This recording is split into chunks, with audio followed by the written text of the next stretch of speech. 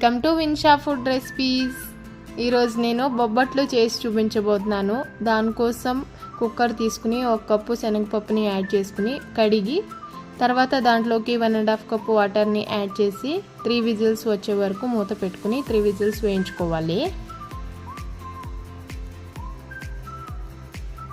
తర్వాత ఒక గిన్నె తీసుకుని 1 కప్ మైదా పిండిని యాడ్ చేసుకుని కొంచెం పసుపు, కొంచెం సాల్ట్, అలాగే కొంచెం ఆయిల్ని వేసుకుని బాగా కలుపుకుని తర్వాత వాటర్ని యాడ్ చేసుకుని కొంచెం కొంచెంగా కలుపుకోవాలి, పూరి పిండిలాగా.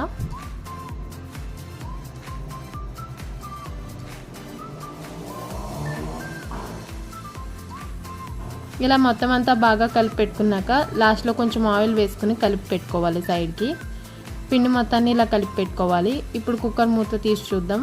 పప్పు అంతా బాగా ఉడికిపోయింది కదా. ఇప్పుడు దీన్ని పూర్తిగా కంప్లీట్గా చల్లారనివ్వాలి. తర్వాత మిక్సీ జార్ తీసుకుని 4 ఇలాచి అలాగే ఉడకబెట్టిన శనగపప్పుని యాడ్ చేసుకుని పేస్ట్ లాగా గ్రైండ్ చేసుకోవాలి. తర్వాత స్టవ్ మీద ప్యాన్ పెట్టుకుని 1 కప్పు బెల్లంని యాడ్ చేసుకోవాలి. తర్వాత ఆల్రెడీ మనం గ్రైండ్ చేసి పెట్టుకున్న శనగపప్పు పేస్ట్ని యాడ్ చేసుకోవాలి. తర్వాత ఒక 4 టేబుల్ స్పూన్స్ ఎండు కొబ్బరి తురుముని యాడ్ చేసుకోవాలి. ఇవన్నీ వేసుకుని బాగా మిక్స్ చేసుకుని దగ్గరగా అయ్యే వరకు ఉడికించుకోవాలి. ఈ కన్సిస్టెన్సీలో ఉన్నప్పుడు స్టవ్ ఆఫ్ చేసేసుకోవాలి.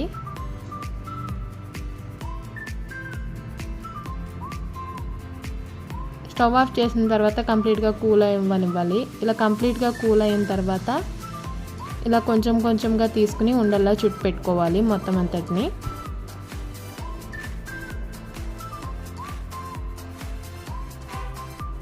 తర్వాత ఒక కవర్ని తీసుకుని దానికి నూనెని కానీ నెయ్యిని కానీ అప్లై చేసుకుని పిండిని కలిపి పెట్టుకున్నాం కదా, పిండిని తీసుకుని పూరీలాగా వత్తుకోవాలి.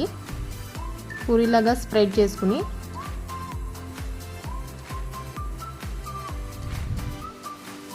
ఇప్పుడు దీంట్లోకి పూర్ణం ఉండని పెట్టుకోవాలి.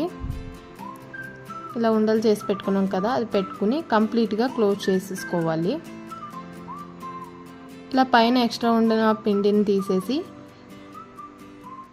రౌండ్గా ఉండని చుట్టుకుని ఇప్పుడు బొబ్బట్లని ఈవెన్గా స్ప్రెడ్ చేసుకోవాలి. నూనెని కానీ నెయ్యిని కానీ అప్లై చేసుకుంటూ పల్చగా ఇలా స్ప్రెడ్ చేసుకోవాలి.